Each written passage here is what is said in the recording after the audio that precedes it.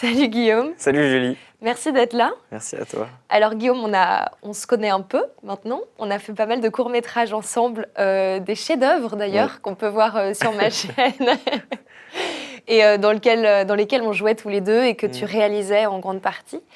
Et enfin pour la plupart d'entre eux en tout cas. Ouais. Et donc avec toi, on va parler de direction d'acteur côté image. Donc on va pas s'intéresser au théâtre ou voilà, on va s'intéresser plutôt au cinéma parce que c'est ce que tu connais le plus. Mais je vais te laisser te présenter d'abord. Ok. Eh ben, je m'appelle Guillaume Desjardins. Je me considère auteur-réalisateur, vu que j'ai déjà écrit et réalisé des films, des courts-métrages. Et entre autres, une série qui s'appelle L'Effondrement, qui est un 8 x 20 minutes, que j'ai coécrit et co-réalisé avec Jérémy Bernard et Bastien Huguetto, avec qui on tient la chaîne YouTube Les Parasites. Voilà. Donc je pense qu'on va pouvoir peut-être s'attarder un peu sur cette œuvre qu'est L'Effondrement, parce que ça a été hyper exigeant, de par le fait que chaque épisode est un plan séquence. Et du coup, ça se reposait énormément sur les comédiens. Là, on ne pouvait pas tricher au montage et garder un petit bout et refabriquer des trucs qui pouvaient ne pas marcher forcément très bien dès le tournage, quoi. D'accord. Bah, du coup, j'ai envie de commencer par est-ce que toi, tu as une méthode en particulier pour travailler avec les comédiens, pour les diriger? Est-ce que tu as lu quelque chose qui t'a parlé ou est-ce que tu as un truc que tu appliques tout le temps ou tu es plus dans l'adaptation vis-à-vis du ou de la comédienne? Bah, ça me donne envie de parler de comment j'en suis arrivé à avoir un peu des outils, quoi, des méthodes. Parce que j'ai pu faire une école de cinéma en 3 ans où clairement, on t'apprend pas à diriger les comédiens. Mais pas du tout. Enfin, moi, j'étais vachement bloqué à ce moment-là dans... j'imaginais mon scénario, mais en fait, j'entendais la mélodie des dialogues. Et du coup, c'était ça pour moi, bien joué. C'était la mélodie que j'avais en tête. Et j'espérais que les comédiens arrivent à la choper.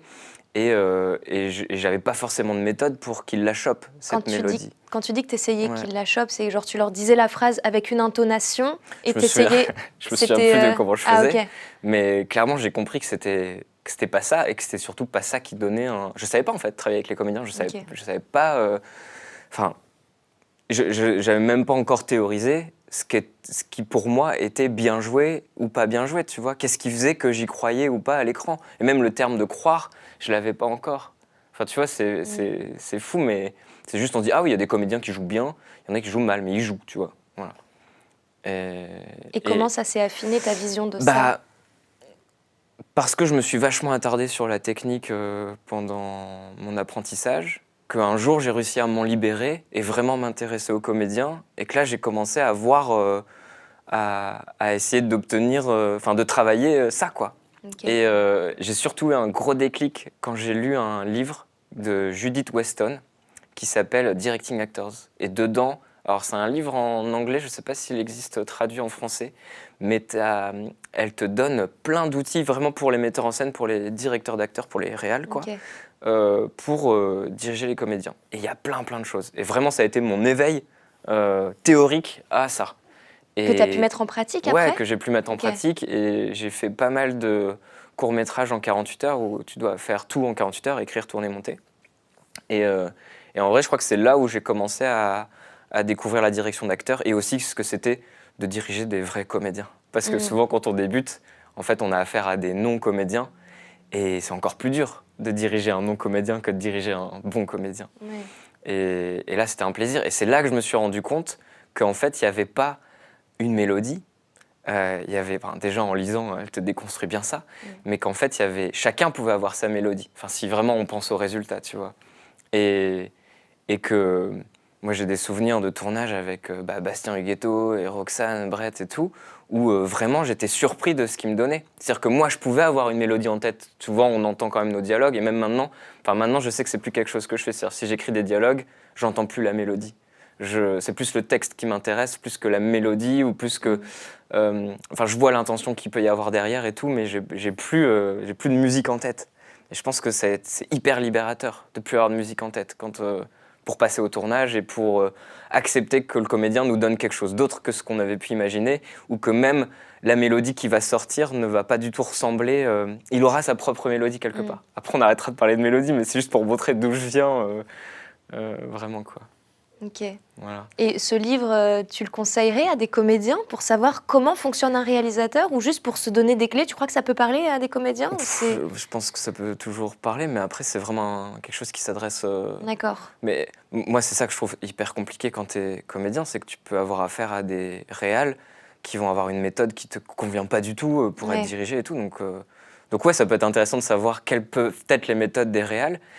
Faut-il encore qu'ils en aient? Ouais, parce que Parce c'est vrai qu'il y a que très peu de ponts entre les comédiens et les réalisateurs. On en parlera un peu plus ouais, tard dans l'interview, mais il n'y a pas énormément de conversations en amont sur le travail, sur les méthodes de travail. Et alors que quand on est en travail plateau avec un metteur en scène ou une metteuse en scène au théâtre, c'est 50% du travail. C'est de la négociation, c'est de la discussion sur comment on travaille. Alors qu'au cinéma, j'ai l'impression qu'il y a moins de temps pour ça. Mais on en parlera un peu plus tard.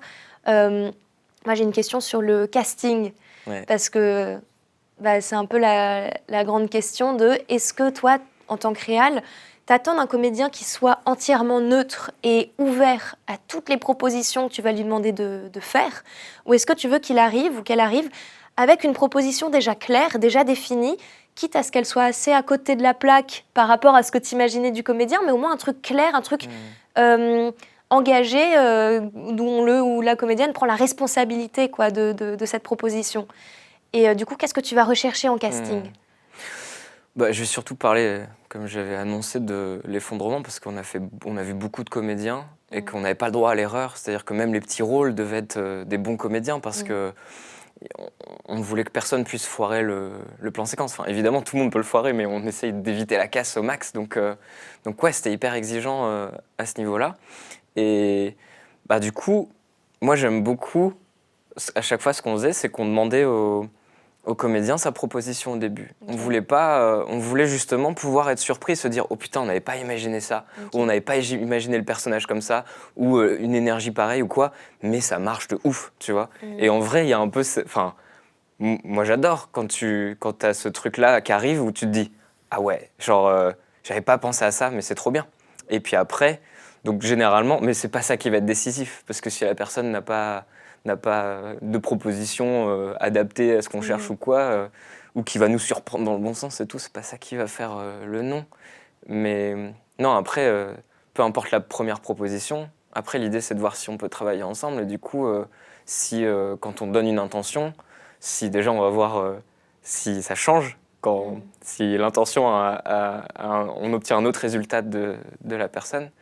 Et si c'est pas le cas, c'est compliqué. On sait que ça va être compliqué de travailler dans le stress du tournage et tout. Avec quelqu'un de pas très flexible, tu vas chercher la Ouais. flexibilité, la Bah ouais, et capacité puis d'adaptation. la compréhension. Enfin, Ouais. c'est-à-dire, on cherche quelqu'un avec qui notre méthode de direction d'acteur est compatible. D'accord. Donc Enfin, des gens assez efficaces et ouais, même si en vrai, on essaie de s'adapter. Si tu sens que tu dis quelque chose et que, allez, on la retente avec telle intention, ok. Et on le fait, puis on a exactement la même chose, on se dit, bon, c'est peut-être moi qui n'ai pas été clair. Généralement, enfin, moi, je me remets toujours en question. Je me dis, bon, il faut que je trouve une autre méthode. Alors, j'ai peut-être pas utilisé intention, j'ai utilisé une image, ou, enfin, tu vois, j'ai D'accord. essayé d'autres méthodes. Et puis, si vraiment j'y arrive pas, je me dis, bah, c'est pas possible, on va pas y arriver. Enfin, on n'arrivera pas à obtenir déjà ce qu'on veut, nous, pour le personnage. Et ouais. Et du coup, une fois que le rôle est casté, tu vas prendre toutes ces indications en compte, enfin, la capacité d'adaptation quoi, et d'écoute et de compréhension, de rapidité à l'exécution. Et une fois que tout ça s'est pris en compte, la personne est castée, Ouais. on Après, arrive il y sur a le aussi, tournage. je crois qu'il y a un élément aussi qui est hyper important, c'est de se sentir bien avec le comédien ou la comédienne. Ok. Enfin, qu'il y ait une énergie. C'est des gens que tu vas passer du temps avec. Tu as envie d'avoir une relation agréable. Enfin, tu vois, tu as envie de sentir l'autre à la cool. D'accord. Et à la fois, je pense aussi. Enfin, excuse, je pars Non, dans non, mes vas-y, trucs parce vas-y. que. Enfin, je trouve ça cool aussi de transmettre même le peu d'expérience que j'ai pu avoir, en tout cas concentré sur l'effondrement. De se rendre compte qu'un casting, c'est un truc hyper stressant. Parce que c'est un enjeu de genre, est-ce que je vais avoir un rôle ou pas? Bah ouais. Et à la fois, c'est un super bon test parce qu'on sait que le stress, il existera aussi sur le plateau. Donc un comédien qui est capable de surpasser le stress du casting, ça met trop en confiance sur le plateau. On se dit, bah, il sera trop à l'aise. Donc on prend pas de risque, tu vois. Surtout pour un plan séquence où on sait que le degré de pression est encore supérieur. Ouais. Donc s'il est stressé par le casting, qu'est-ce que ça sera pour le plan séquence où on a très peu de prise et il faut que ça soit surtout pour les petits rôles, mais même pour les gros rôles, tout le monde, il faut qu'on ait un maximum de bonnes prises, quoi. Voilà. Donc tu vas prendre en compte, par exemple, entre un comédien qui te fait une proposition qui est un peu à côté, qui répond à tes indications, mais qui n'est pas hyper précis. Mais si, à côté de ça, il a l'air hyper à l'aise et hyper sympa, tu penses que tu vas pouvoir privilégier quelqu'un comme ça plutôt qu'une personne un peu plus rigide dans le travail. Enfin, tu vas quand même... c'est quoi Ah non, mais je pense que c'est quoi la qualité première quand même que tu vas regarder? Le comédien ou la comédienne qui correspond plus à ton personnage, avec qui c'est le plus facile de travailler. Mais évidemment, mais tu vas quand même si tu as deux équivalents et qu'il y en a un avec qui tu t'entends super bien, parce que je sais pas, il y a un bon feeling, bah, tu vas prendre cette personne-là. Oui, d'accord. Oui, mais dans le sens où c'est pas... Enfin, je veux dire, même si cette personne correspond exactement, mais qui a un peu de stress au casting, tu vas quand même prendre le risque de la prendre plutôt que quelqu'un avec qui tu t'entends très bien. Oui. Mais dans le travail, tu sens que c'est plus complexe, quoi. Et du coup, arriver c'est compliqué de donner une loi infaillible bref. Non, mais c'est par rapport à toi, ce que... Et du coup, quand la personne est castée et arrive sur le tournage, qu'est-ce que tu attends de ce comédien ou de cette comédienne? Est-ce que tu attends à ce qu'il fasse exactement ce qu'il avait proposé en casting? Est-ce que tu attends... Est-ce que tu as envie de retravailler un peu le rôle avec lui ou elle? Qu'est-ce que tu attends vraiment du comédien en casting, en tournage? Enfin... Oui, quand on a eu un truc super en casting d'une scène précise qu'on a prise et tout, et que c'était trop bien, on espère qu'on ait la même chose, voire mieux, pendant le tournage, évidemment. Mais après, non. Moi, je suis très conscient qu'il y a une fraîcheur aussi à proposer quelque chose d'autre, quoi. Et qu'on va trouver une vérité dans le jeu, si c'est pas... fais-nous exactement la même chose, sauf si le comédien est très fort à arriver à refaire la même chose de façon authentique et tout, sans que ça soit fabriqué, et qu'on sente le jeu derrière et que ça fasse faux. Mais après, en casting, on va choisir, on essaie de choisir les scènes les plus dures, parce que c'est un crash test, quoi. Si on n'arrive pas à obtenir en casting la scène la plus dure, bah, on sait qu'on n'y arrivera pas non plus sur le tournage. Donc, et ça sert à rien de tester un truc facile, parce que du coup, il y arrivera, mais en tournage, la scène dure, on n'y arrivera pas. Donc on fait passer les trucs qui sont les plus compliqués. Mais des fois, en tout cas pour les tout petits rôles, des fois on refabriquait des scènes qui n'existaient pas parce que juste pour pouvoir tester vraiment le comédien, quoi. D'accord. Mais pas des trucs avec des enjeux supérieurs à ce qu'on va leur faire jouer, mais qui a un peu de matière à avoir des échanges. Et puis ce qui était super aussi, c'est qu'il y avait Bast avec nous et qu'il est comédien et que du coup c'était un vrai jeu entre deux comédiens. Il donnait la réplique du coup, Bast. Et il était dedans et il donnait et des fois même pour faire réagir l'autre comédien, au lieu de donner une intention ou une direction au comédien qu'on castait, on donnait une direction à Bast pour que l'autre réagisse en conséquence, tu vois. C'est-à-dire vas-y Bast, attaque le plus ou provoque le plus et tout pour voir ce qui se passe, tu vois. Et donc ça c'était un luxe quand même d'avoir un vrai bon comédien en face de comédiens qu'on teste et du coup il y a une vraie connivence parce que je suis conscient aussi qu'un comédien ça réagit et ça donne à l'autre et s'il n'y a rien en face, si c'est genre moi ou un technicien qui est là ou quelqu'un qui lit une feuille et qui fait ça, c'est horrible pour le comédien, tu l'aides pas quoi. Et tu sais qu'en tournage c'est pas ces conditions-là que tu vas réunir pour qu'il excelle.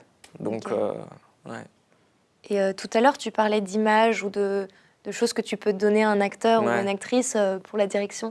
Tu aurais des exemples un peu concrets de comment tu peux parler à un comédien ou une comédienne pour le diriger ou la diriger? Alors tu parlais d'images, c'est quoi ces fameuses images? Bah, c'est comme si. Enfin, c'est de dire, là c'est comme si t'étais, je sais pas, chez le coiffeur. Je sais pas pourquoi je pense. Mais parce qu'il n'y a pas beaucoup d'enjeux chez un coiffeur. Mais non, mais oui, généralement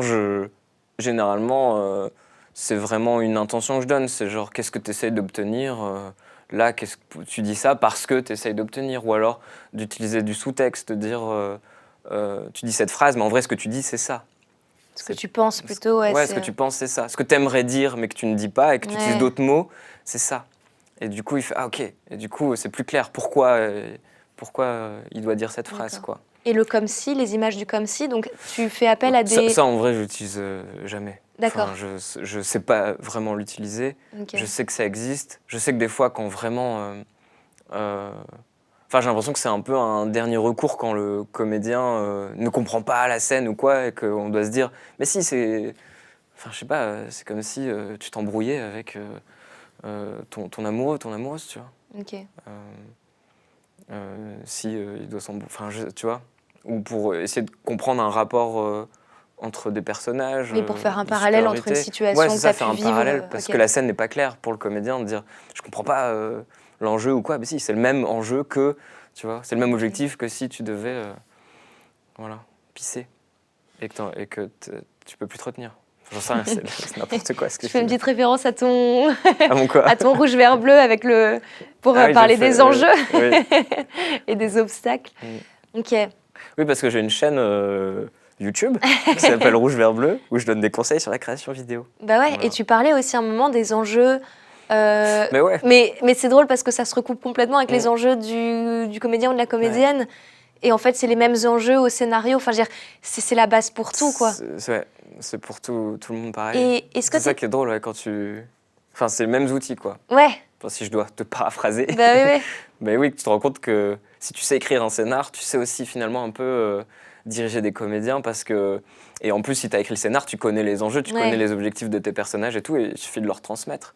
Mais c'est là où je trouve c'est intéressant, c'est que des fois, tu penses que c'est ça l'objectif de ton perso, et ça peut être ça la fraîcheur aussi du comédien, de proposer autre chose, ou même toi-même sur le tournage. Moi, j'adore faire plein de prises. J'aime bien me laisser le choix au montage, enfin quand c'est découpé. Et même quand c'est pas découpé, j'aimerais, quand on fait des plans séquences de l'effondrement, on essaye d'en faire un max de prises pour avoir le choix, et puis enfin, c'est pas tant... Si, on va explorer différents possibles, mais on essaie plutôt d'exceller dans une direction, parce qu'on n'aura pas le temps, on n'a pas eu le temps en tout cas de tenter une version complètement différente, de dire venez cette prise là on la tente mais on change ton objectif, tu veux plus fuir, tu veux rester sur place, enfin, tu vois, alors que l'objectif c'était généralement de fuir une situation.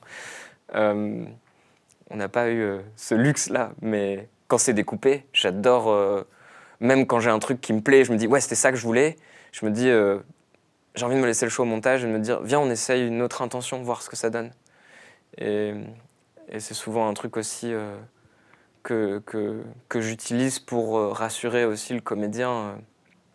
Enfin, on parlera peut-être de confiance entre le comédien et le réalisateur, mais je crois que tu voulais me Un peu dire plus un truc. tard, sur la relation. Mais du coup, moi, j'avais une question sur... parce qu'avec l'effondrement, forcément, tu as dû tomber sur des comédiens très faciles à diriger. Et je voulais te demander comment ça s'est passé dans la communication réal-acteur. Et tu as dû aussi tomber sur des comédiens qui étaient beaucoup plus en blocage, en résistance face au travail, face à ce que tu voulais d'eux. Et comment ça se passe? Comment tu négocies avec un comédien ou une comédienne qui n'est pas forcément en acceptation de ce que tu lui dis, mais tu as quand même une prise à faire, tu as un plan séquence, tu as le soleil qui doit se lever à telle heure et du coup, tu as des contraintes aussi techniques ou physiques, voilà. Et comment tu négocies et comment tu amènes ce comédien ou cette comédienne, comment tu compenses? Enfin, qu'est-ce que tu fais? C'est quoi tes outils pour négocier ça, en fait? Bah, normalement, ça ne doit pas arriver qu'il y ait une résistance ou quoi, dans Oui, mais l'idée ça... qu'il faut établir une confiance. Enfin, si le comédien, du coup on parle de confiance, mais si le comédien n'a pas confiance dans la réalisatrice ou le réalisateur, c'est hyper compliqué de le diriger. S'il se dit, non, ce qu'il me dit c'est nul, il me piège, je veux m'écouter moi, ou alors, mais je peux comprendre aussi, c'est-à-dire si tu tombes en face d'un réal que tu considères qu'il ne sait pas diriger, ou que tu as vu ses films et que tu n'apprécies pas son travail, bah, faut peut-être mieux refuser de travailler avec lui que d'y aller, ou alors d'accepter, mais de dire je vais jouer le jeu. Parce qu'en fait, c'est lui qui aura la manette à la fin sur le montage et tout, donc c'est lui qui choisira à la fin ce qu'il y a. Donc si tu lui fais pas confiance, comment tu peux arriver à lâcher prise et à être là et à vraiment vivre la scène ou la jouer comme il faut, quoi. Donc ouais, ça c'est hyper agréable. Maintenant, s'il y a un blocage, des fois, il vaut peut-être mieux faire une pause et pouvoir prendre le temps d'en rediscuter, de voir ce qui va pas et tout, mais des fois, on n'a pas le temps. Et des fois, on n'a pas le choix de juste, vas-y, fais-moi ce que tu as envie, et puis moi, je ferai avec, quoi. Enfin, c'est triste, mais... Dans ces cas-là, tu n'essayes pas de te battre un peu pour la scène? Bah si, mais là je pense à l'effondrement, où ce qui était bien, c'est qu'on était 3 réals, et du coup, si jamais on avait un problème avec un comédien ou quoi, on pouvait dire, tiens, vas-y, occupe-toi, essaye, parce que moi, j'y arrive pas, là. Okay. Mais sur d'autres trucs où par exemple, La boucherie éthique, qui est un faux documentaire, où là, on cherchait vraiment un truc très vrai. On voulait vraiment pas apercevoir le jeu, la fabrication, enfin, un comédien qui essaye d'imiter quelque chose. Enfin, on voulait pas voir les comédiens, on voulait voir vraiment des humains, des personnages, quoi. Et du coup, c'était hyper intéressant, je trouve, en en termes de direction et même de voir comment les comédiens habituellement vont jouer quelque chose et que là nous on est en mode interview, tu sais, et on se dit bah non là on sent le comédien qui joue. C'est bizarre, moi je veux pas sentir le comédien qui joue, comment on fait? Et comme c'était des interviews, ce qu'on faisait, c'est généralement à la fin, où la méthode qui était la plus simple, c'était de dire, c'était que même si c'était une interview, eh ben, d'inventer la question avant. Parce que dans notre docu, on n'entend pas les questions, mais on crée la question. Mais comme souvent, quand on dirige un comédien, même dans le truc, on va prendre la réplique d'avant pour le lancer, pour pas qu'il sorte une phrase de nulle part comme ça. Tu pour vois. qu'il réponde à même quelque chose. On l'invente la phrase si elle n'existe pas au scénar, tu vois, pour qu'il y ait pour que ça sorte pas de nulle part d'un coup, action, et puis il sort la phrase de nulle part, quoi. Et du coup, on crée la question, et même on disait, mais réponds, enfin, vraiment, l'intention qu'on donnait, c'est réponds à la question. C'est juste ça, on te demande juste de répondre à la question. Et même oublie le texte. Enfin, je pense que l'impro peut vachement aider à trouver un truc hyper vrai, même si on tenait, enfin, pour la bouche critique, on ne tenait pas forcément au mot près à nos phrases. Au contraire, s'il y avait des erreurs, des cafouillages et tout, ça aurait fait vrai et c'est parfait. Mais même dans la fiction pure, ça peut être génial. Enfin, c'est génial aussi, les accidents et tout. Mais du coup, ouais, on posait, enfin, on disait oublier le texte et on te pose la question, tu y réponds. Tu sais en fait, tu sais de quoi on parle. Donc pense plus au texte, vas-y. Et généralement, ce qu'on voyait, c'est, je sais que comme on a déjà parlé, direction d'acteurs et jeux de comédiens et tout, que tu parles de jouer les mots. Et en fait, je sais pas si c'est ça dont tu m'as parlé, mais avec le recul, maintenant, je me dis, c'est ce qu'ils faisaient les comédiens. Ils jouaient les mots. C'est-à-dire que si une phrase, on voulait qu'il joue un activiste, tu vois, quelqu'un qui se bat pour la cause animale, et ben du coup, il va jouer le combattant, tu vois. Et on a fait ci et tout. Mais sauf que nous, on a déjà croisé des gens, des vrais gens, des militants, des activistes et tout. Et ils te parlent de leur combat comme toi, tu pourrais raconter que tu as été tondre la pelouse hier. Oui, comme toi, tu parles en ce moment. Et qu'il n'y a aucun enjeu dans ce qu'il dit. Parce que vraiment, il n'y a aucun enjeu, c'est des mots qu'il répète et tout. Et du coup, bah, on se permettait aussi de leur dire ça, et dire, écoute, on a rencontré des vrais activistes, et vraiment, ils t'en parlent comme ils racontent, hier, ils ont mangé du taboulé, tu vois. Et voilà, et du coup, c'était bizarre parce que généralement, j'ai l'impression qu'on attend et que les comédiens imaginent qu'on attend d'eux un surplus d'émotion, un surplus tu vois, d'intensité dans le truc et tout. Et là, nous, on cherchait le total opposé, de genre, non, rien, sois juste toi, réponds à la question, voilà, sans forcément plus de conviction que ça. Ouais. Mais pour chercher un truc vraiment très vrai. Après, évidemment, quand tu chopes... mais là, c'est une condition particulière, c'est-à-dire si on était en condition réelle d'une vraie interview, la personne interviewée a conscience qu'il y a la caméra, qu'il y a quelqu'un qui lui pose une question et tout. Il n'est pas forcément il n'est pas dans son quotidien, une caméra invisible qui le filme comme une scène de film qu'on aimerait choper, où là, on va être dans des trucs plus... Tu vois, où il peut y avoir plus d'émotions, on va pas se cacher, on va être plus vulnérable et tout. Plus intime. Ouais, plus intime. Enfin bref, mais c'était hyper intéressant aussi pour arriver à choper un truc très très vrai, quoi. Mais du coup, dans les moments où toi, réal, t'attends une grosse émotion d'un comédien ou d'une comédienne, comment tu vas l'amener à cet endroit spécifique? Bah, on le demande. Ok, et comment tu le demandes? Bah, moi, c'est vrai que j'ai toujours peur de foutre la pression. Enfin, j'ai tellement peut-être trop conscience du stress que ça peut être d'être comédien que j'essaye tellement de rassurer et je le demande, mais c'est une suggestion. Enfin, je le fais plus en suggestion. Je sais qu'avec moi, quand tu m'aides à travailler des castings ou des trucs comme ça, tu me dis là, si tu peux avoir une larme, c'est cool. Oui, voilà. Là, c'est vraiment une demande de résultat. C'est un peu comme si tu peux utiliser telle mélodie, c'est cool. Mais il y a quand même un truc graphique ou même ça montre une intensité que tu essaies d'obtenir. Oui, c'est ça. Mais là, c'est pour des petits trucs comme ça sur les self-tapes, les fameux self-tapes des comédiens, enfin des castings, je veux dire, où on doit envoyer un produit fini avec souvent pas beaucoup de temps de préparation en amont. Mais je sais que toi, tu peux, quand tu m'aides en tout cas dans ce travail-là, tu peux me dire si ça vient, si les larmes viennent, c'est cool. Et du coup, je trouve que ça fait un peu... Enfin, il y a deux écoles. Il y a ceux qui vont préparer psychologiquement et il y a des comédiens qui ont besoin de ça et qui en ont envie. Et c'est une béquille et ils s'appuient sur le réal, en fait, ou la réal pour les aider à les amener à cet endroit-là. Et puis, il y a toi, ton école, il y a beaucoup plus que 2 écoles, j'imagine, mais toi, j'aime bien cette façon de relâcher la pression et on se dit, bah, c'est vrai, en fait, larme ou pas larme, c'est pas ça la finalité en soi. L'important, c'est d'être vrai dans ce qu'on dit. Non, et encore une fois, moi je trouve ça cool aussi d'utiliser l'humain qui est. Enfin, d'utiliser, le terme est pas très cool, mais de respecter, on va dire, l'humain qui est en face. Et peut-être que dans une situation pareille, il n'aurait pas de larmes, mais il serait tout aussi ému et que ça va se voir autrement que par la goutte, tu vois. Et que du coup, c'est plus. Enfin, c'est vrai que c'est trop cool une larme au cinéma et tout. Enfin, c'est très parlant et on voit et c'est graphique et voilà. C'est quand même un art de l'image et du son. Donc si on peut rendre les choses visuelles, c'est cool. Mais oui, et, bah, sur l'effondrement, où là c'était. Enfin, du coup, oui, je le dis quoi. Ouais. Mais peut-être pas la première prise. Des fois, j'ose le dire dès la première prise. Parce que je veux pas mettre la pression dès la première prise. Donc, première prise, on tente un truc, voilà. Puis après, on essaie d'augmenter un peu tu vois, les enjeux. De dire, là, c'est vraiment fort ce que tu vis.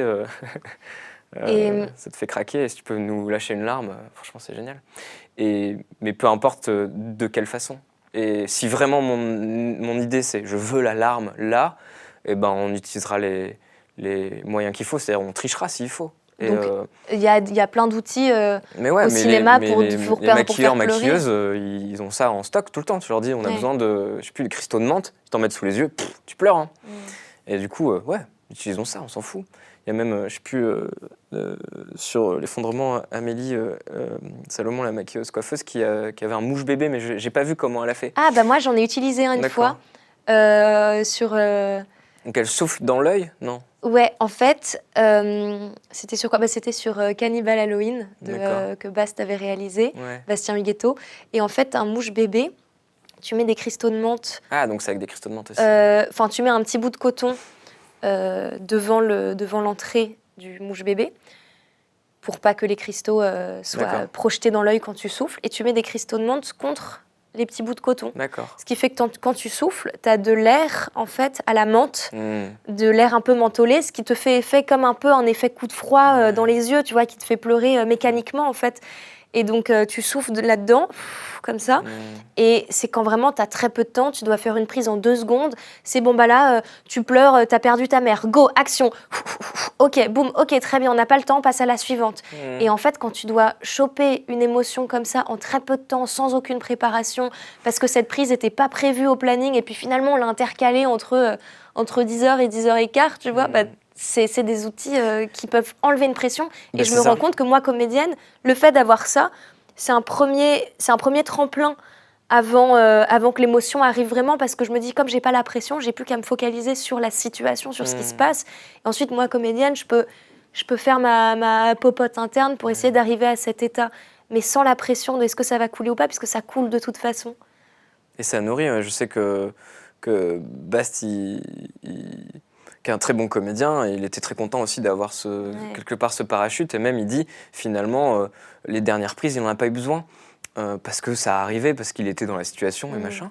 Mais le fait aussi, je sais plus si c'est lui ou quelqu'un d'autre qui m'avait dit ça, mais le fait d'avoir, comme tu dis, que ça pleure, enfin, c'est-à-dire ton corps pleure, et ben, ça nourrit aussi ton émotion et tout. Ouais.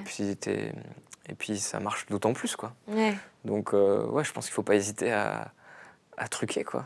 Et tu vois, même une comédienne comme Catherine Salvia, qui joue la personne âgée dans la maison de retraite de l'effondrement, on lui a dit, franchement, si tu peux nous sortir des larmes à la fin, parce que ça parle quand même de son euthanasie, quoi, c'est génial.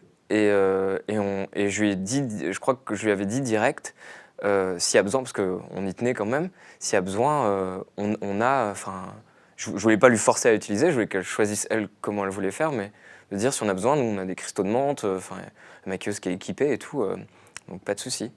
Et en fait, elle était contente parce qu'elle nous a dit, elle a été bloquée par un metteur en scène qui lui foutait trop la pression pour avoir des larmes, tu vois. Donc je pense qu'il faut éviter de foutre la pression par rapport à ça. Et surtout qu'il y a des méthodes pour y arriver mécaniquement aussi. Je sais que Roxane, Je me souviens, elle est très forte pour pleurer sur commande. Et elle utilise aussi des techniques un peu mécaniques, quoi. Elle sait que si elle fait ça, enfin, je sais plus ce qu'elle fait avec ses paumes de main et tout sur ses yeux. Et après, elle dit, c'est bon, je suis prête. Et puis, elle sait que Ouais. ça va pleurer, quoi. Donc, chacun sa méthode et c'est très cool. Et pareil, sur un court-métrage qu'on avait fait, Crise d'empathie, Catherine Davenier, Ah oui. super comédienne. Et, et avant de faire la première prise, elle retrouve sa fille qui a été un peu internée pendant je sais pas combien de temps. Et on voulait qu'elle soit émue de la retrouver. Et du coup, je lui dis pareil, si tu peux lâcher une larme, c'est génial. Première prise, larme. Mais vraiment, en plus, au bon moment et tout, tu fais non, mais c'est incroyable comment elle a fait. Je sais pas comment elle a fait. Mais c'est son job, quoi, quelque part. Elle lâche la larme au bon moment et tout. Moi, j'étais trop deg parce que j'étais un peu flou à l'image. Et du coup, j'étais en mode, je veux bien qu'on la refasse et tout pour la technique, c'était parfait. Franchement, si tu nous refais pareil, c'est génial et tout. Et elle a pu réussir à lâcher la larme. Elle Mais a au pas, final, elle a pas pu. elle n'a pas relâché de Oui, ok. larmes. Et au final, au montage, on a gardé la première parce qu'on privilégie le jeu. C'est peut-être un peu flou, mais ça marche trop bien, quoi. Ouais. Donc, Oui, tu privilégies toujours le jeu à la technique, ah toi. bah ouais. Bah c'est ça. Enfin, pour moi, à moins que vraiment l'erreur technique soit telle que ça te sort. Enfin, j'essaye Mm. d'éviter de choisir le truc qui va te sortir du film en tant que spectateur, qui va te faire ah oui, c'est vrai, c'est un film. Soit parce que ça joue mal, soit parce que Ouais. là on voit rien, c'est tout flou. Le pointeur, qu'est-ce qu'il fait, tu vois. Mais je trouve ça important, en tout cas, de mettre l'accent sur le fait de relâcher la pression des comédiens, parce que c'est des questions que je reçois de plus en plus en ce moment sur Ouais, moi, je bloque par rapport aux émotions, je bloque.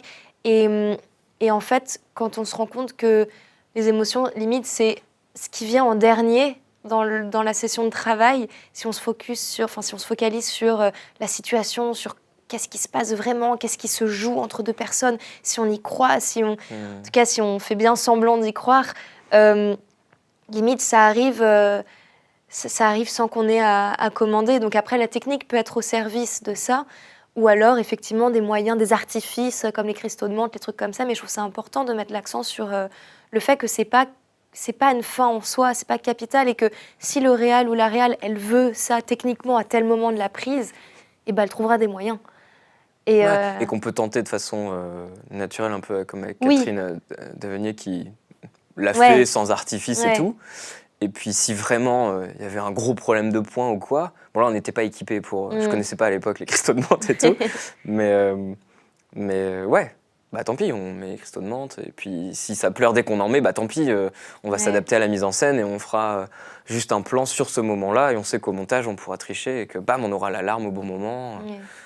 Enfin, ouais. Et du coup, ce serait quoi pour toi la relation idéale entre des acteurs et des réals, dans le terme de travail, en termes de préparation en amont? Ouais. Parce que je crois que toi, tu as manqué de préparation, tu aurais Mm. aimé. Enfin, comment ça se construit, la relation, qui est pour moi l'une des relations les plus importantes, parce que évidemment, il faut une belle lumière, un bon son et tout, mais je veux dire, une histoire, elle est quand même portée par des comédiens. Ah bah ouais, Et, c'est le plus important. et voilà, une vision derrière, une vision artistique, donc un réal ou une réal. Mm. Donc, comment tu fantasmerais, toi, ta relation idéale? Bah ouais, d'avoir du temps juste de discussion déjà, Ok. de pouvoir parler du personnage et après, c'est Que ce de qu'on a. discussion ou faire des tests, faire des exercices, genre du travail à la table un peu poussé? Ouais, mais c'est ce qu'on a fait sur l'effondrement. On n'avait pas le choix en fait de préparer les comédiens. On pouvait pas se lancer dans un plan séquence. Mm. Enfin, c'est comme une pièce de théâtre, quoi. Tu peux pas. Un film découpé, au final, tu pourrais limite faire prise par prise et puis tu fabriques ton truc au fur et à mesure, comme on a beaucoup fait pendant les 48 heures. Ouais. Mais là, non, on pouvait pas. Donc, on était obligé d'anticiper tout et de pouvoir, au lieu de dire l'intention avant chaque phrase, de se poser à une table, en effet, avec le scénario et de lire le scénario ensemble et de préciser un peu sur chaque truc. Voilà, ça, on entend, ça, c'est tel sous-texte, tu vois. Mm. Ok, ça, c'est telle intention. Tu dis ça parce que tu veux ça. Voilà. D'accord. Et donc, ça, ouais, c'était hyper important. Et après, il y avait aussi toute la mécanique chorégraphie d'un plan séquence, comme une pièce de théâtre. Et là, on avait fait des pré-shots, comme on les appelait. C'est-à-dire qu'on avait déjà filmé la scène avec, pas des comédiens, mais genre Bast et Jérém, et puis d'autres de l'équipe qui se mettent en scène avec le texte. Et du coup, ils pouvaient voir leurs déplacements. D'accord. Ils pouvaient voir aussi comment ils allaient être filmés à peu près, même si le cadre a un peu évolué. Mais au moins, ils pouvaient savoir où était la caméra, d'où ils Mais seraient tu faisais filmés. ça sans eux. Tu faisais pas de répétition plateau On- avec eux, quoi. Que la veille, et après, le jour même, c'est parti, quoi. Ouais. Ah ouais, donc tu devais prendre Et des on gens faisait très au évidemment taquet. bout par bout, enfin, on découpait les trucs en séquences. Même si c'est un plan séquence, on avait plein de petites séquences à l'intérieur du plan séquence et du coup on répétait ça en boucle un peu, ensuite ça, ensuite ça, ensuite ça, puis après on s'en tentait une entière et voilà. Ok. Mhm. Donc pour toi, la relation idéale, c'est beaucoup de communication en amont. Et Bah on ouais, parlait de confiance. Comment t'établis cette confiance? bah ouais, c'est une vraie question en montrant le travail que tu as déjà pu faire en tant que réalisateur et montrer que ce que tu as fait c'était pas trop dégueu. En fait, je pense que c'est aussi un don de soi de la part du comédien, de la comédienne de se dire je vais faire confiance quoi. Mm. Et je vais rentrer dans. C'est chaud, mais ouais, il faut faire une confiance aveugle au réalisateur, à la réalisatrice.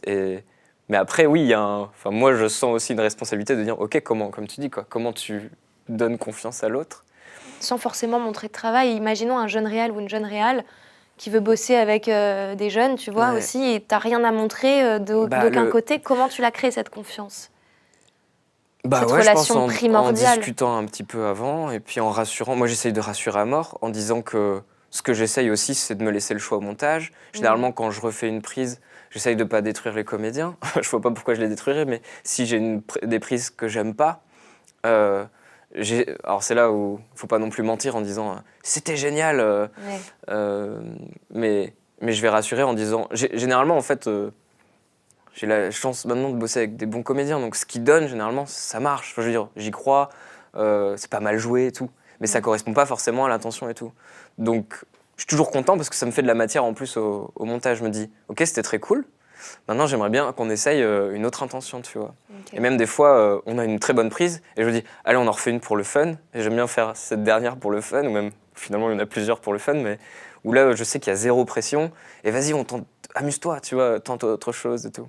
Ok. Et, et ouais, qu'il y ait une vraie collaboration. C'est trop bien quand il y a une vraie collaboration et qu'on sait que le comédien nous fait confiance parce que nous, on est là pour obtenir un résultat et que le comédien ne doit pas être dans l'obtention du résultat mais juste de vivre la situation et de donner ce qu'il a à donner et qu'après c'est au réel de dire alors. Ok. Et moi je suis à chaque fois bluffé des fois par des comédiens, même des grands comédiens qui tu fais une prise ou deux et puis tu dis bah franchement moi j'ai ce qu'il faut. Et le comédien, des fois, je me dis, il va vouloir en refaire une, tu vois, parce qu'il a peur. Comme moi, je peux avoir peur de ne pas avoir assez de prise, du coup, je vais en refaire. Et le comédien, il fait, si ça te va, c'est bon. Tu sais, de genre vraiment se lâcher prise, de genre, Ouais. je te fais confiance, tu penses qu'on l'a, on l'a.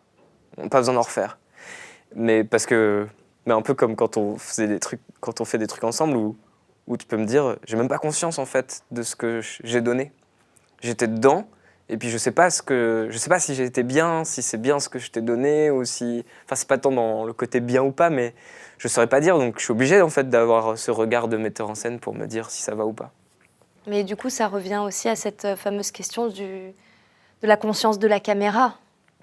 Et ça, je ne sais pas si c'est un atout ou pas, mais je pense que ça peut l'être. Enfin, moi, j'apprends de plus en plus, parce que par exemple, des films qu'on a pu faire, Mm. quand je me voyais après coup, je me disais « Ah ok, c'était ça qu'il voulait », et je comprenais Oui, non mais après coup.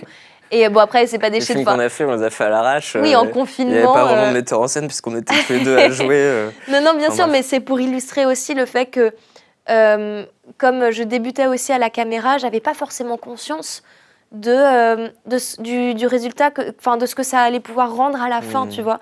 Et c'est après montage que je me suis dit, ah, c'était ça qu'il voulait, ok, Mm. je comprends. Et donc, c'est quoi ce fameux, cet atout de la caméra, enfin, cette conscience de la caméra, est-ce que c'est un atout ou pas, selon toi? Moi, je trouve, ouais. Carrément. Enfin, il y a vraiment en effet une différence. Moi, je le vois. Alors après, il y a des comédiens qui ont une surconscience de la caméra et du coup, ça peut être nocif aussi. Mais tu vois vraiment des comédiens qui jouent, mais pas du tout pour la caméra. Ouais. Et des comédiens qui ont conscience de où ils sont filmés. Tu vois, j'ai conscience que la caméra, elle est là. Si même je la regarde pas, je la sens, tu vois. Ouais. Et je sais que si je dois... En fait, c'est aussi dans l'idée de se rendre lisible.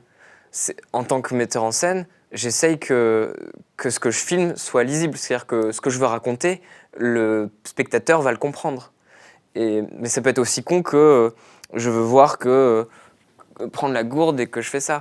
Enfin, je sais que la caméra est là, donc si je veux que ça se voit, je vais le mettre à vue. Si je fais ça, évidemment que la caméra le verra pas. Ouais. Donc si je dois le faire d'un côté, je vais plutôt le faire de ce côté. Enfin, c'est des trucs cons, mais d'avoir cette conscience-là, rien que ça, Et il y a des comédiens qui l'ont pas. Les comédiens, ils vont faire un truc, tu fais non mais je le vois pas. Montre-le-moi à la caméra, tu vois, un minimum.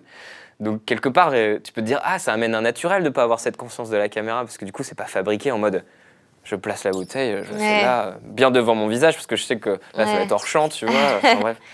Mais n'empêche que des fois c'est hyper agréable et beaucoup plus efficace de bosser avec des comédiens qui ont cette conscience de la caméra parce que tu perds pas de temps avec ces petites directions à la con, tu vois. De dire bah non là t'es cadré comme ça. Donc me fais pas un truc, je veux le voir ton truc, donc fais-le là, tu vois. Donc ça implique quand même des choses. Et même enfin on fait quand même un métier d'image, enfin on veut capturer les choses à l'image. Et pour le plan séquence, c'était aussi hyper exigeant ça. Et il y avait des moments où on essayait de choper des plans très précis, ou alors là on sait qu'on va choper le comédien en gros plan. Donc si gesticule n'importe comment, moi je vais pas arriver à le cadrer en gros plan. Tu vois, il y a un moment tu te dis là je vais te choper en gros plan. Donc sois-en conscient. Ouais, il faut que tu sois conscient de ça. Pour toi, c'est la responsabilité du comédien d'être conscient de ça, quoi. C'est la responsabilité de tout le monde. Enfin, c'est une collaboration. C'est trop triste quand c'est pas une collaboration. Quand c'est genre, non, je fais ce que je veux, laisse-moi libre en tant que comédien, chope ce que tu peux. Bah non, on fabrique un truc ensemble, tu vois. Enfin, on fabrique. Si, on fabrique quand même un truc ensemble. Oui, on crée. Bah ouais. Et du coup, c'est hyper agréable. C'est que pour le coup... Thibaut de Montalembert, sur l'épisode de l'aérodrome de l'effondrement, a été un régal pour ça. Parce que généralement, j'essaie de tout justifier, pas jusqu'à la hauteur de où tu vas déboucher ta bouteille, mais je me dis, si j'ai besoin que tu te déplaces là, parce que mon cadre va être plus sympa si t'es là, je veux dire, bah tu vas là, parce qu'en fait, tu les vois pas si t'es là, tu vois. Oui, tu donnes une intention un peu, un peu artistique, mais tu donnes des intentions de jeu qui participent à la narration. Qui fassent pas juste des pas mécaniques de... tu nourris l'histoire et la raison pour laquelle il se déplace là. Tu détailles tout. Parce que j'ai peur que le comédien fasse « Mais non, mais me dis pas des... » Un peu comme si je lui disais une mélodie. Chante ton texte comme ça, tu vois. Pour moi, j'ai l'impression que ça correspondait à ça. Et Thibaut, qui vient, je crois, qui a fait beaucoup de théâtre, m'a dit « Non, mais Guillaume... Dis-moi où je dois être, j'y serai, tu vois. Et là, je fais, oh, putain, merci. Et il se trouve son chemin interne. Et finalement, c'est aussi son job de se justifier pourquoi il va là, tu vois. Pourquoi il fait 2 pas de plus. Et puis des fois, j'imagine que tu n'as pas forcément besoin de tout justifier, mais en tant que comédien, tu le fais, puis ça marche. Le spectateur va pas se dire, il a fait 2 pas de plus parce qu'il doit être bien dans le cadre et tout. Donc ouais, c'est agréable d'avoir une vraie collaboration et de se faire confiance l'un l'autre, de se dire, ok, je lui fais confiance aussi. Il fera pas 2 pas mécaniquement, genre pour se mettre là. C'est bon, je suis dans le cadre, je prends bien la lumière, tu vois. Et à côté de ça, j'ai pu vivre des situations avec des comédiens où j'étais pas forcément moi réel, mais j'ai observé des comédiens qui avaient une surconscience de la caméra et plutôt de leur image et qui se regardent. Et vraiment, j'ai déjà été sur un tournage où j'avais l'impression, moi j'étais derrière le combo, donc le retour vidéo, j'avais l'impression que le comédien était à la fois en train de jouer et était à côté de moi en train de se regarder. Vraiment, j'avais l'impression qu'il se regardait à travers la caméra. Il savait ce qu'il renvoyait, mais du coup c'était hyper faux, c'était hyper mécanique, tout était fabriqué, tout était... contrôlé. Il vivait rien, quoi. Tout était là à maîtriser sa façon de parler, machin et tout, tu vois. Et il y avait rien de... Personne n'y croyait. Et ouais, non, là c'est peut-être une surconscience qui va pas. C'est du contrôle absolu, quoi, sur ce qu'on a envie. Enfin, c'est plus du jeu, c'est du contrôle. Et t'es plus dans la situation, quoi. Mais tu vois, d'avoir des trucs... Bast, il a une très bonne conscience de la caméra, mais c'est trop agréable. Ça va trop vite, du coup, de tourner. Et même, tu vois, par exemple, t'es là, il sait que t'es derrière, et je veux choper un regard parce que il faut qu'il se retourne, et je veux le voir, tu vois. Et il sait très bien qu'il faut... Enfin, tu vois, il va pas juste faire un demi-truc comme ça, non, il sait que je suis derrière, donc il va vraiment se retourner. Et il sait qu'il va se donner à la caméra. Et il va rendre lisible ce qu'on cherche à obtenir quand même. Et voilà. Et ça, c'est quand même génial. Enfin, moi, j'aime bien. Après, quand ça en arrive... Enfin, ça peut être trop, en effet. Ça peut être trop. Et là, tu te dis, oh, non, mais c'est trop calculé. Mais vaut mieux trop et que toi, ensuite, t'enlèves petit à petit. Ouais, ou l'inverse. Enfin, peu importe. Moi, de toute façon, j'ai pas peur. Je vais faire plein de prises. Donc, j'obtiendrai... je sais que dans le lot, on aura un truc bien. Enfin, c'est un luxe aussi de pouvoir faire plein de prises. Des fois, on n'a pas le temps, mais c'est tellement... Moi, je préfère sacrifier d'autres choses en tant que réal, un peu de technique, pour avoir les prises qu'il me faut. Enfin, c'est ça qui va faire le film, quoi. Et j'avais une question par rapport à... C'est un peu lié au rapport comédien ou comédienne et réal. Est-ce que t'aimes bien quand les comédiens s'adapte à ta méthode de travail, te pose beaucoup de questions sur quelle est l'idée que tu te fais de ce personnage, comment tu l'envisages, est-ce que tu aimes bien que le comédien ou la comédienne vienne à la rencontre de ta vision du personnage, ou est-ce que c'est toi qui vas plus t'adapter au comédien dans le travail? Ça dépend, Des fois, je me dis, j'imagine. j'aimerais bien qu'on me pose plus de questions. Parce que j'ai pas eu l'habitude de ça, que les comédiens viennent en recherche de trucs. J'ai l'impression qu'il y a peut-être une envie aussi de considérer que c'est son travail et qu'il n'a pas à poser des questions réelles ou j'en sais rien.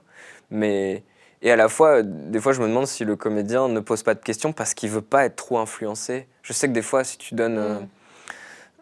moi, ce que j'aime bien, c'est si je donne une indication, que le comédien me fasse comprendre qu'il a compris. Que j'ai pas besoin de lui en dire plus, tu vois. Parce que des fois, tu envoies un truc, tu lui donnes, là, c'est ça ton but. Et j'ai pas de réponse en face parce que juste le comédien est en train de réfléchir.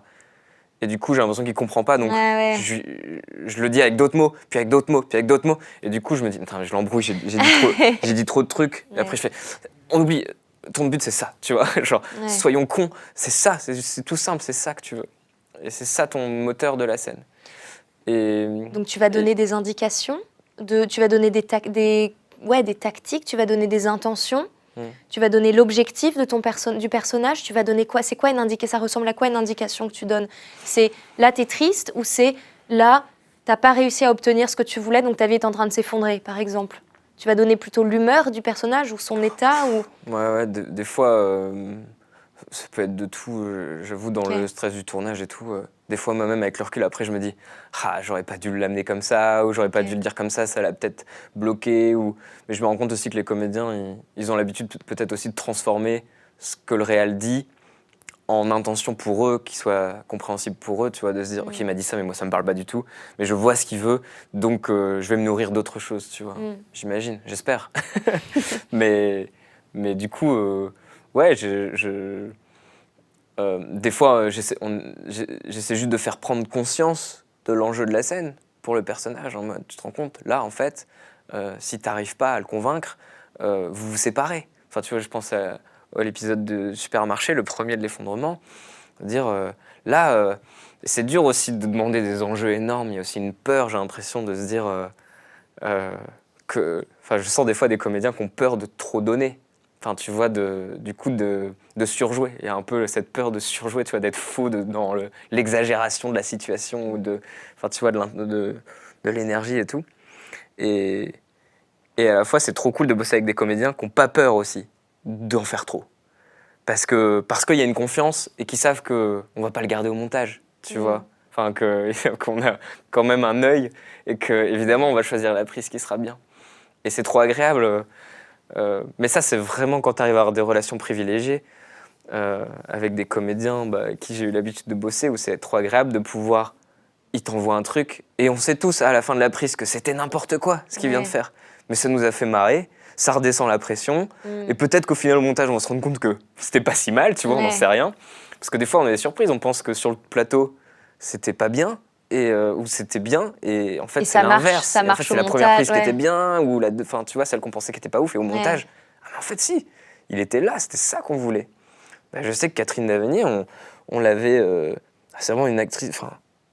Elle est trop forte. Je crois qu'à chaque fois qu'on a tourné avec elle, on a pris toujours les premières prises. Mais enfin, peu importe en fait qu'on prenne la première ou le but c'est qu'on ait un bon résultat.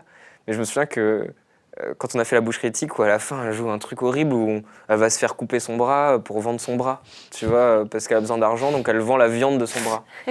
Et va jouer ça quoi. Enfin, c'est hyper dur. Et du coup, je crois que première prise, on lui a... Pareil, j'aime bien faire... Vas-y, on en fait une... propose, tu vois. Comme ça, on n'est pas encore embrouillé de mes intentions qui risquent de te verrouiller ton jeu ou j'en sais rien. Donc, elle propose. Et puis, on se dit, putain, c'est bien. Et après, on se dit, vas-y, on va faire d'autres prises. Et là, on a dû faire... je sais pas combien de prises parce qu'on n'arrivait pas à réobtenir ce qu'elle nous avait, tu vois, fait dans la première et qu'on disait, ah, on essaye d'autres choses. Au final, on a gardé la première prise. Bref, je m'embarque dans des discussions. Non, mais c'est intéressant parce que ça revient à se demander qu'est-ce qui, selon toi, fait l'essence d'un bon comédien? Quelles sont les qualités d'un bon comédien que tu vas rechercher? Qu'est-ce qui fait que tu crois que ça sonne vrai selon toi? Enfin... de sentir que le comédien est vraiment là avec les autres personnages de la scène, enfin, qu'il est connecté aux autres. Enfin, souvent, il y a ça, je trouve, quand tu le sens qu'il est pas là, ça se voit vite qu'il est pas là ou qu'il est dans sa tête. Ou... Je sais que j'ai déjà, au début, travaillé avec des comédiens un peu amateurs qui étaient dans l'énergie que pendant leurs phrases. Et puis, en dehors du texte, Il mourait. ils étaient plus là. Ah ouais. Tu sais, ils étaient en train de penser à la prochaine réplique, ils étaient plus là. Limite, ils regardaient pas. Et après, tu vois, ils revenaient. Ah ouais, c'est Et chaud. rien que de dire, non mais regardez-vous, tu vois. Et, Rien que ça, et répondez-vous aussi. Ouais, répondez-vous et écoutez-vous. Souvent, quand on sent que ça s'écoute pas, parce que vraiment, ça réagit pas à l'autre. Enfin, souvent, je peux demander quand je sens que ça fait faux et tout, c'est souvent un problème d'écoute, c'est que l'autre, ils sont pas présents à ce qui se passe. Ils écoutent pas, ils réagissent pas vraiment à ce que lui envoie l'autre. Et du coup, c'est souvent regardez-vous, écoutez-vous. Et on la refait. Mais des fois, ça peut être dur de dire ça à des comédiens que tu connais pas trop, tu as peur de les vexer, tout ça. Et du coup, c'est pour ça que c'est génial d'être avec des comédiens, enfin de bosser avec des comédiens où tu as l'habitude, il y a une vraie confiance et tu sais que tu vas pas briser des égos, que je sais pas quoi. Et que même à la fin d'une prise, je dis bon, on la refait, mais tu fabriques pas. Et c'est trop bien, moi je trouve ça trop cool de pouvoir se dire ça parce qu'il n'y a pas de... C'est pas un défi. Lancer, c'est pas genre t'es pas capable ou j'en sais rien. C'est on est là ensemble pour obtenir un résultat cool. Et je suis ton parachute et je suis là pour te dire non là vraiment on voyait que tu fabriquais. Et peut-être qu'il va falloir juste que tu fabriques mieux si t'arrives pas à être là, tu vois. Mais je suis là pour te dire, moi je suis l'œil pour te dire non là je voyais que tu fabriquais, ça marche pas. mais moi je trouve ça, j'aimerais bien pouvoir être moins coincé dans les mots. Et, tu vois, de me dire, faut pas que je dise ça à tel comédien, machin, parce que je vais le bloquer ou je vais lui dire trop d'infos. Mais qu'il y a un vrai truc. Enfin, ça, le nombre d'infos, je pense que c'est important de pas trop en donner. Parce qu'après, t'es perdu. Tu fais, attends, il m'a dit ça. Comment je vais arriver à cumuler le tout Alors que pour moi, c'est la même idée, mais je l'ai dit avec d'autres mots. Enfin, tu vois. Ok. Et tu aurais un dernier conseil à donner, que toi, tu as appris peut-être un peu tard ou que tu aurais aimé avoir à des comédiens ou à des réals sur la direction, sur, je sais pas, suggestion de livres ou sur comment bosser la confiance entre des réals et des acteurs? Moi, je conseillerais aux comédiens de se tenter à la réalisation un peu pour prendre conscience de la caméra et tout. Et tu vois, j'ai organisé le 48 heures théâtre il y a peu. Je sais. Et j'ai l'impression que les metteurs en scène et les comédiens au théâtre ont une beaucoup plus grande conscience du public et des spectateurs que quand on fait des films. Parce qu'on fait des films entre nous, il y a juste une caméra qui nous capture, et en fait, on en oublie qu'on fait ça pour un spectateur. Et du coup, j'ai l'impression que les comédiens sur scène ont beaucoup plus conscience qu'ils doivent donner au public, ils doivent donner à leurs partenaires de jeu, mais aussi se rendre lisibles et même audibles pour le public. Et ben, la caméra demande la même chose, enfin pas la même chose parce que c'est pas les mêmes conditions, mais demande à ce qu'on ait conscience d'elle et qu'on lui donne aussi un peu à jouer.